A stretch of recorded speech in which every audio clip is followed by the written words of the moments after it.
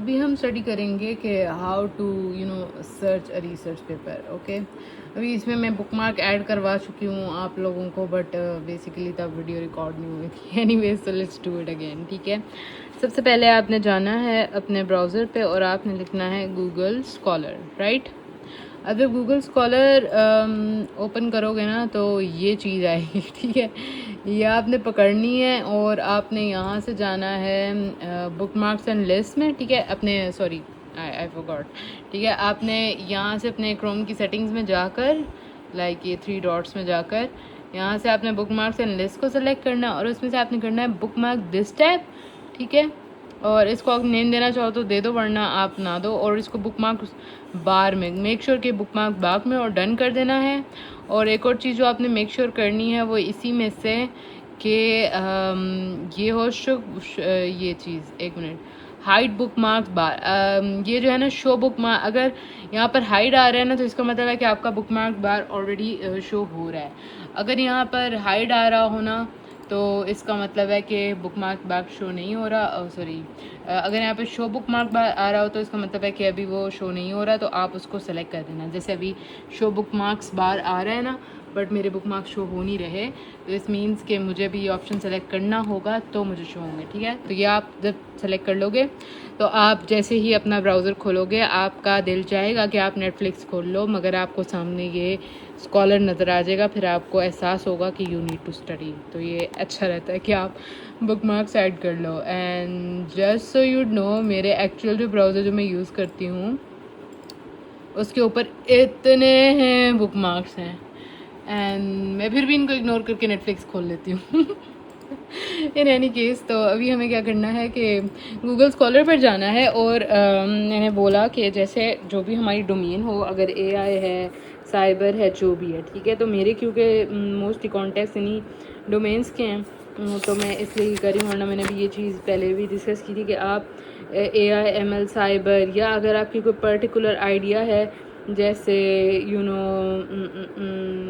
हो सस्टेनेबल, जैसे हो इन्वायरमेंटल मॉनिटरिंग, अगर आपका आइडिया है, या इन्वायरमेंटल सस्टेनेबिलिटी, या इस तरह कोई भी जो भी कीवर्ड आपके दिमाग में आ रहा है ना, उसके साथ पीछे रीसेंट ट्रेंड्स लगा दो। ठीक है, तो आप जब रीसेंट ट्रेंड्स इस तरह से ढूंढोगे ना उसके, ठीक है, तो फिर आपके पास ये खुल के आएगा। ठीक है, अब इसमें सबसे पहले आप देख लो कि आपने टाइमलाइन कैसे सेलेक्ट करनी है। अगर आप चाहते हो कि बिल्कुल मोस्ट रीसेंट, अब इसमें से मोस्ट रीसेंट का ना फ़ायदा ये होगा कि आपका टाइम बच जाएगा, क्योंकि 2026 की जो रिसर्चेज होंगी ना वो बिल्कुल रीसेंट पर होंगी, आपके ऊपर से ज़रूर जाएंगी, मगर आपने परेशान नहीं होना। ठीक है, और इसको सॉर्ट बाय रेलेवेंस रहने दो तो बेहतर होगा। ठीक है, वैसे ये बहुत जेनेरिक कीवर्ड है, you need to be specific.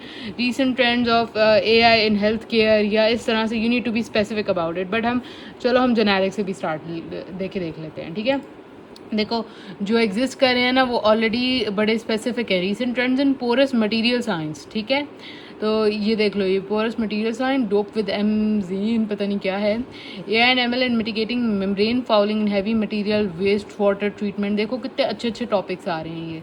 ठीक है, इंटरेस्टिंग टॉपिक्स हैं। सर्वे ऑन रीसेंट प्रोग्रेस, हाँ, ये सर्वे पेपर्स या रिव्यू पेपर्स जो होते हैं ना वो बेसिकली काफ़ी काम के होते हैं। ठीक है, recent advances in AI and gen AI for health informatics, मैंने बेसिकली ये पेपर सेलेक्ट किया था आप लोगों को अंडरस्टैंड करवाने के लिए, क्योंकि बेसिकली मेरा जो है वो इतना वो नहीं होता।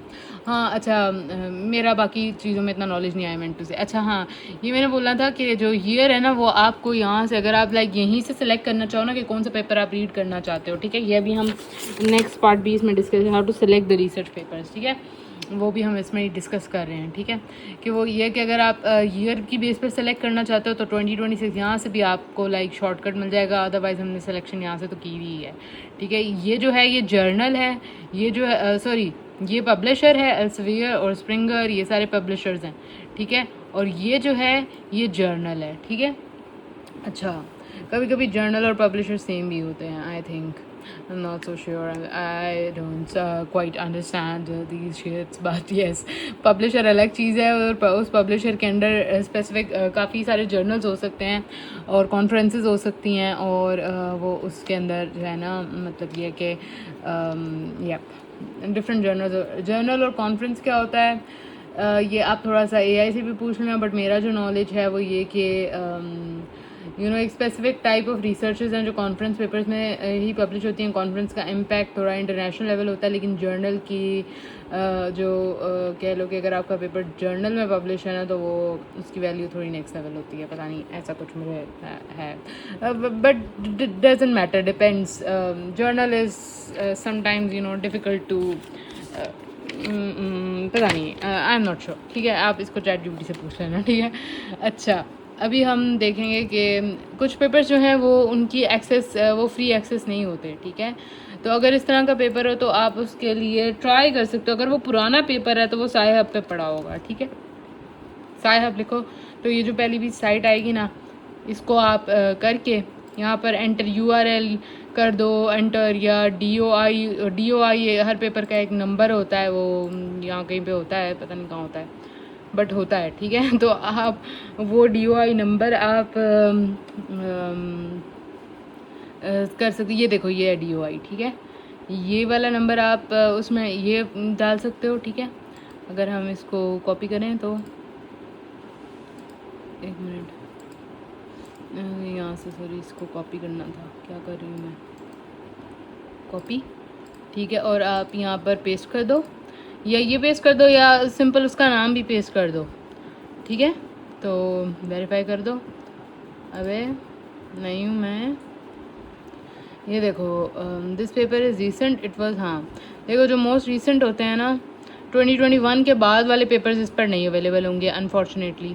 तो वो उनका अभी जुगाड़ मुझे भी नहीं पता, लेकिन अगर आप किसी रिसर्चर के साथ हो तो मोस्ट प्रोबेबली उनके पास उस पेपर की एक्सेस होगी। ठीक है, क्योंकि IEEE ट्रांजैक्शन, IEEE के मोस्ट पेपर्स जो हैं वो फ्री नहीं होते, फ्री टू रीड नहीं होते। ठीक है, ओपन एक्सेस नहीं होते।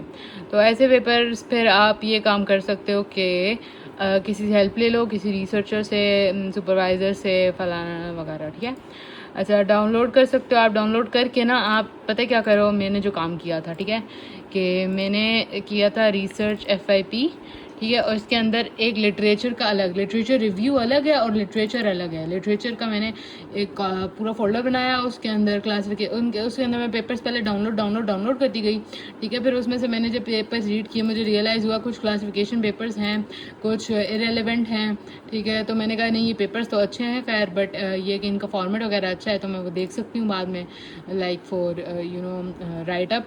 ठीक है, और फिर मशीन लर्निंग अप्रोचेस, ये हाँ, ये कुछ में ये भी फ्रॉम क्लासिफिकेशन ही है, लेकिन ये इसकी सब टाइप है मशीन लर्निंग अप्रोचेस। ठीक है, ट्रेडिशनल क्लासिफिकेशन अप्रोचेस।